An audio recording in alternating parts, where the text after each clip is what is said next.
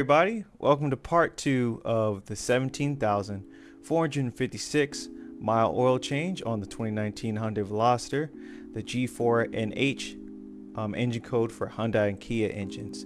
So I'm sure a lot of you guys are waiting for this part of the video or this video where I go over the actual results of the oil analysis, because I'm sure some of you guys were like, a Hyundai Kia engine going 17K? Yeah, that's not it, my boy. That's not it.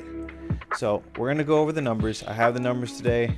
We'll go over both oil changes. We'll go over the Amsoil W30 Signature Series, which once again was the 17,456 mile oil change, followed by the 5W20 Amsoil Signature Series that was dumped during the video, or the part 1 video. We will go over that. Oil analysis, I will read the comments, all the wear metals, contaminants, fluid properties, and additive metals that are still left in the oil.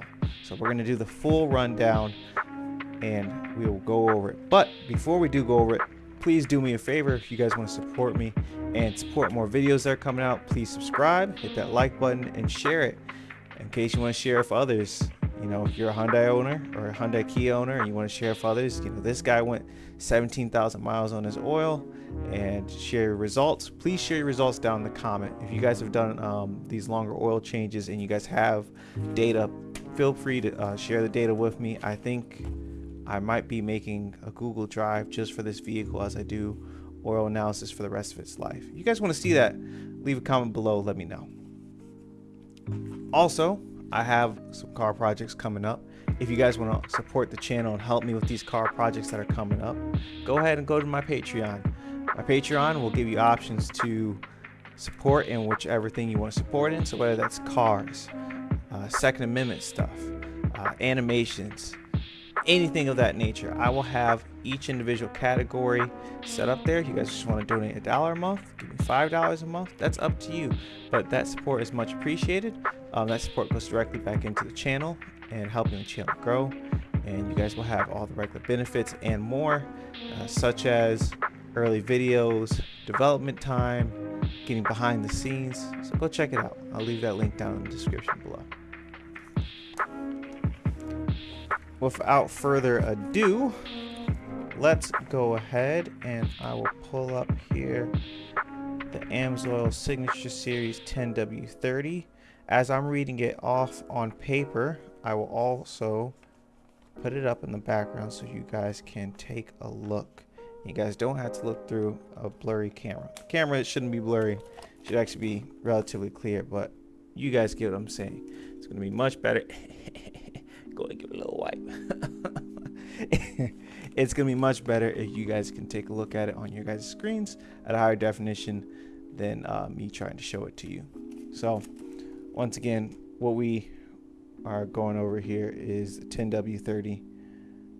That is the oil for the 17,000 mile oil change interval. If you guys are also interested in Amsoil, I will put this out there now. The disclaimer is I'm an independent Amsoil dealer now. I was not an independent Amsoil dealer when I did this 17,000 mile oil change. So hopefully everything's out there. If you guys want to buy Amsoil or have any questions about Amsoil, leave a comment below. Let's get started, and we will start off with the comments. Okay, here we have the comments. Flag data does not indicate an immediate need for maintenance action. Continue to observe the trend and monitor equipment and fluid conditions. Base number is moderately low. As base number depletes, the ability to neutralize acids is diminished. Silicon is at a minor level. Silicon sources can be abrasives, dirt, alumina, silica, seals, and gasket material. Lube, additive, or supplement, or environmental contaminant. Viscosity is slightly high.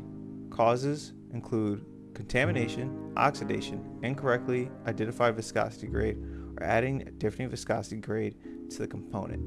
Boron is slightly low for this lubricant. Boron levels may naturally decline with use, so this is not a cause for concern. So that is the comments. There is a following on point where I had called in and let them know, hey, just want to make sure we had all the data straight. wanted to make sure that they knew when I called in and they were doing the comments that that first test was 10W30 and not 5W20. And yeah, so once again, this is for a 2019 Hyundai Veloster. For anyone that owns that vehicle, you understand and know that that vehicle says on its oil cap, it's the 2-liter naturally aspirated engine. It says 5W20. However, in the owner's manual, as I showed in the first video, you can also use 10W30 anywhere above 18 degrees Fahrenheit. I think it's negative 18 degrees Fahrenheit, or 5W30. 5W20 is preferred for fuel economy. You can use 5W30 if you prefer, or 10W30. I now use 10W30 because of the climate that I'm in, and I still get right around 31, 32 miles to the gallon per fill up. So I stick with 10W30 for the extra protection, and I'm not really losing that much fuel economy. I have had instances when driving on 5W20 from Amsoil, the Signature Series, where I've been getting close to the 34 miles to the gallon per each fill at the gas tank. I will say, I think where some of the silicone comes from might be from the upper cylinder lubricant that I use each time for an oil change, or right before an oil change, like literally as I'm there at right before I drain the oil. So that could be what that is. But let's continue on to the wear metals. So starting off with oil sample number 1, you guys can see all 3 rows of the oil sample. Oil sample number 1 is the 17,456 mile oil change. At this particular time, the 2-liter naturally aspirated Hyundai Kia engine, once again engine code G4NH, had 78,157 miles. And this was sampled August 11th of 2023. I believe I ran this oil for about 11 months, or 11 or 10 months. I had just moved from Georgia to Florida, and I didn't have time to change the oil before I left, and I ended up putting an additional 2,000 miles more than I wanted to because I was traveling back and forth. But hey, this is why you pay for good oil. Buy once, cry once, and as we see as we go over these numbers, I think this is more than worth the money. Starting off with iron. My iron parts per million was 17 parts per million iron, 1 part per million nickel, 4 parts per million aluminum, 2 parts per million copper, and the rest is basically zeroed out until we get to contaminants. Silica's 26, sodium 9, potassium 1. Let's get to the multi-source metals. As far as molybdenum, 207 parts per million, antimony 2, manganese 1, lithium 1, boron 32, which they did say slightly low for the lubricant, but I'm not super upset, especially given it's 17,000 miles. Now let's get to the additive metals. I don't know all the additive metals and what each one does off the top of my head, but I can give you guys some of what I do remember. As far as magnesium, I still have pretty high number of magnesium, 967 67 parts per million. Calcium, if I remember correctly, calcium is a detergent additive put into motor oil, so 1,263 parts per million. That's still pretty high. Barium 0, phosphorus. This is your, how do you say that? Sulfur. This is your saps, right? Your phosphorus and zinc, 696 parts per million, and for zinc, 904 parts per million. And from what I understand, zinc is an anti-wear additive, and a lot of times you'll hear people go, or you'll hear people say, "Oh, I want some of high zinc. I want some of high zinc." Even some of the guys with older engines or performance engines, you hear a lot about high zinc, which I know Amsoil does have their Dominator racing line, which is even higher zinc, even more anti-wear additives, and their Z-Rod and their premium protection. But once again, this was their Signature Series line, and I'm using it in my everyday driver. I do have another car that's coming up. You guys stay tuned for that. A Subaru Impreza WRX is going to be coming to the channel, and that's going to be an interesting build and interesting put together. Hope you guys stay tuned for that. Subscribe to see that coming up here. 2002, if I didn't say the year. most oils, when people are looking for a high zinc oil, is somewhere near the 800 parts per million. When you get to diesel oil, most time, from what I understand, your parts per million for zinc is around 1200, 1500 parts per million, depending on who you're going with, right? Additives.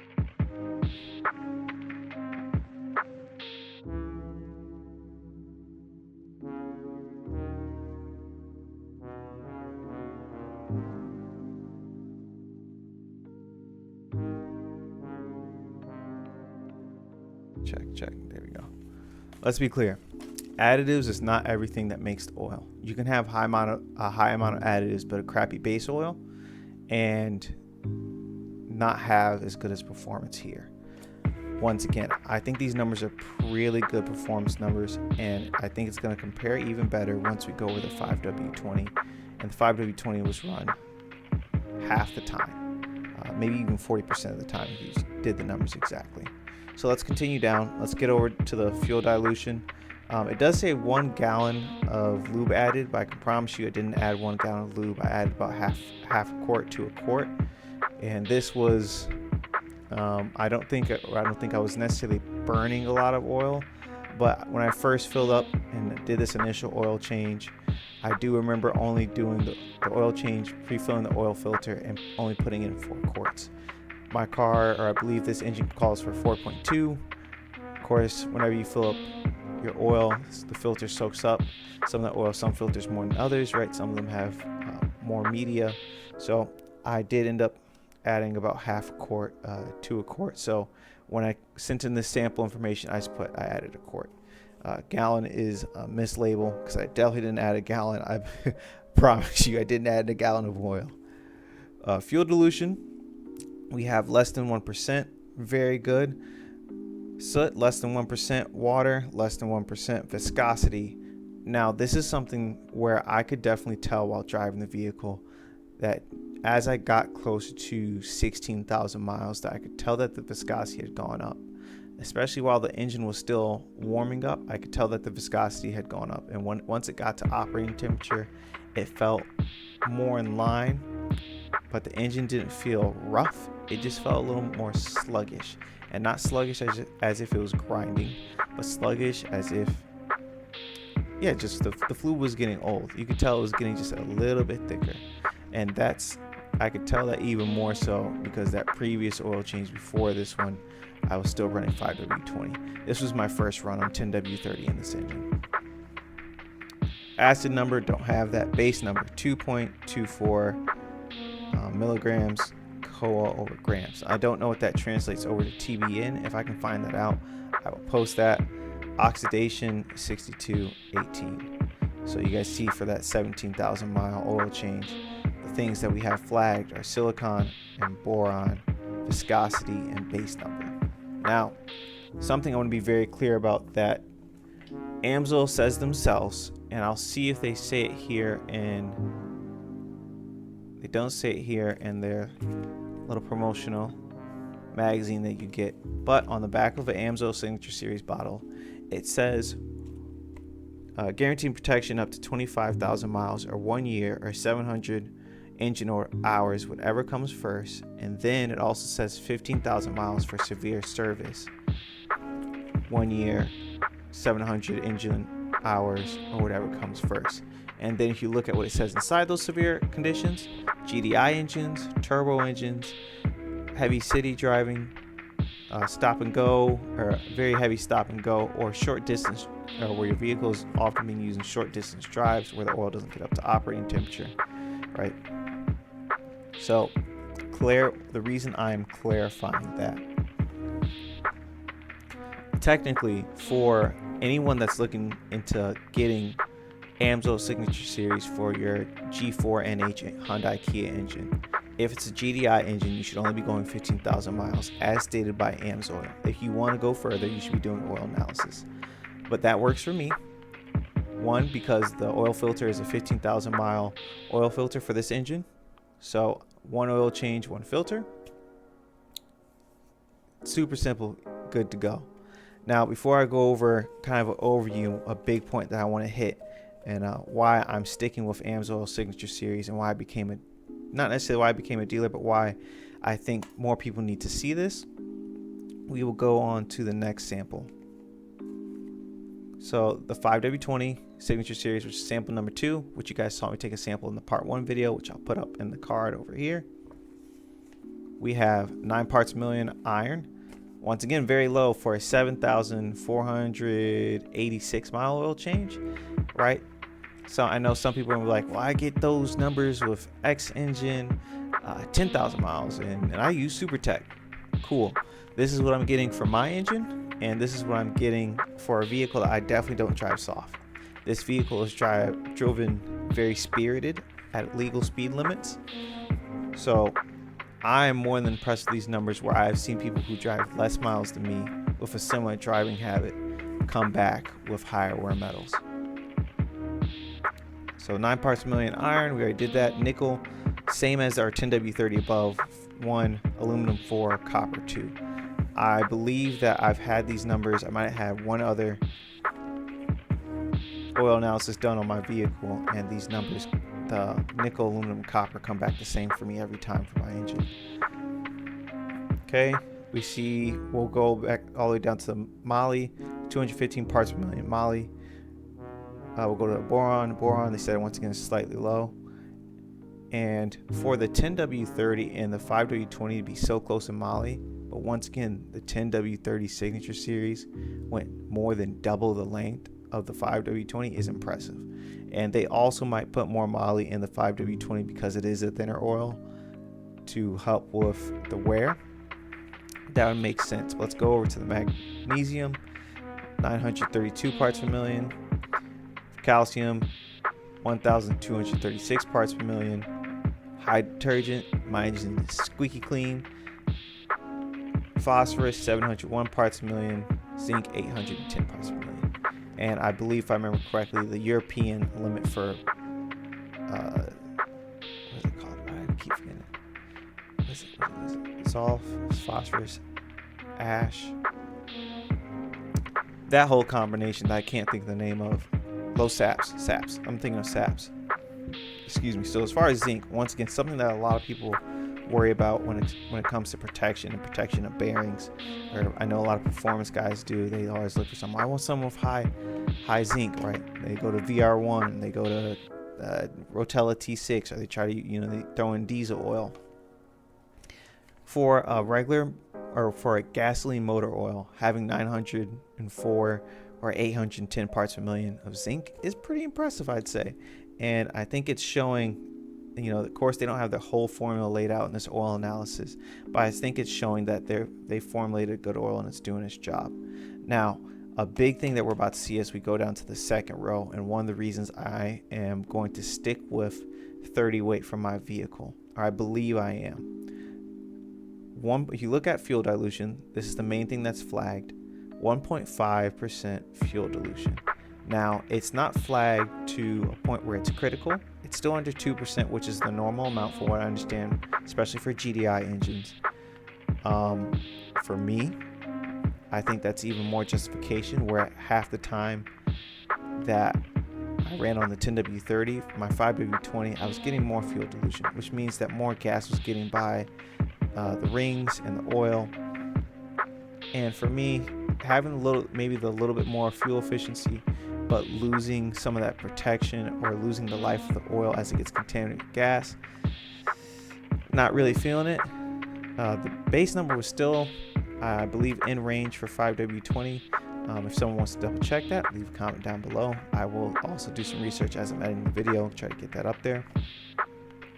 But all in all, really good results, guys, and especially for Hyundai Kia, right? I know a lot of Hyundai Kia people are always worried about their engines blowing up, especially with the Theta engines. From what I understand, having oiling issues.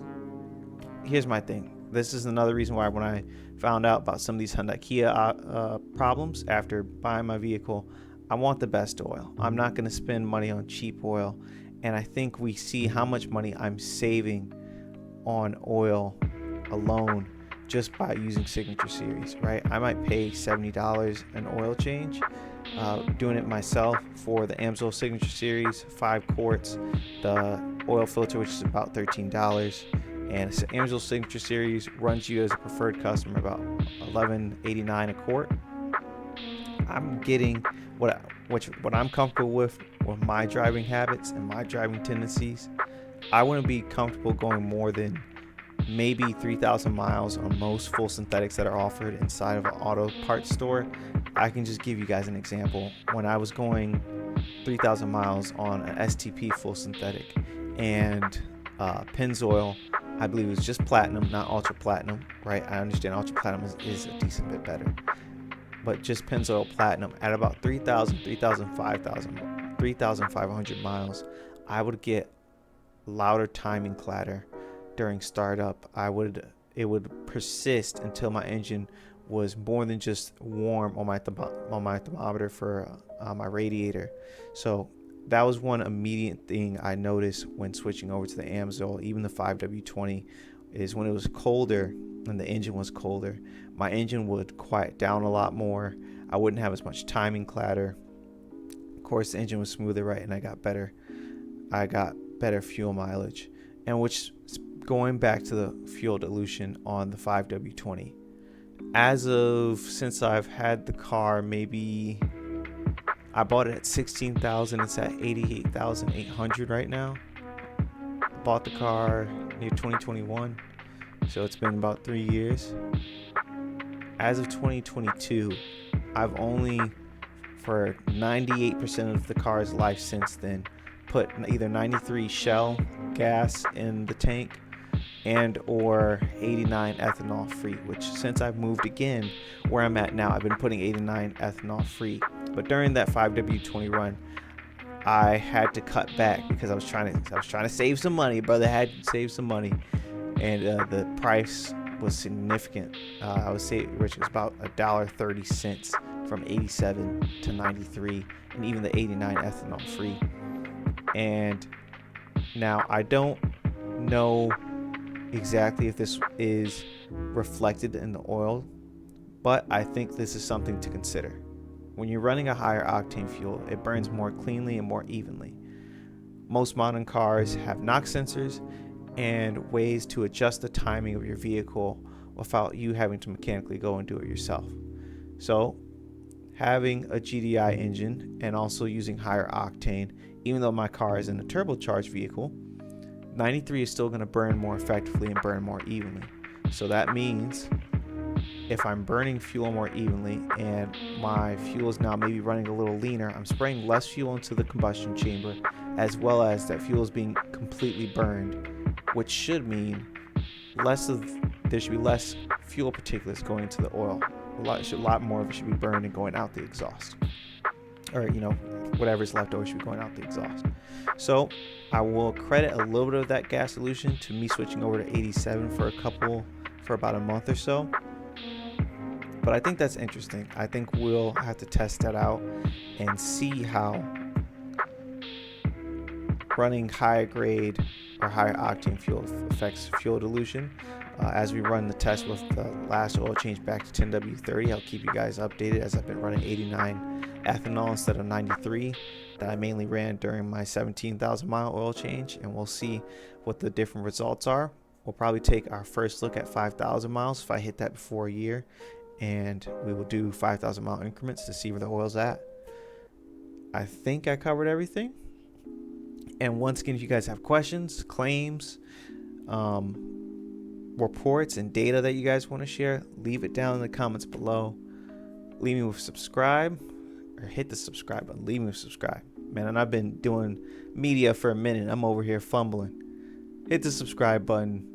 I hope you guys are blessed. Enjoy the scripture at the end as this outro rolls. God bless you.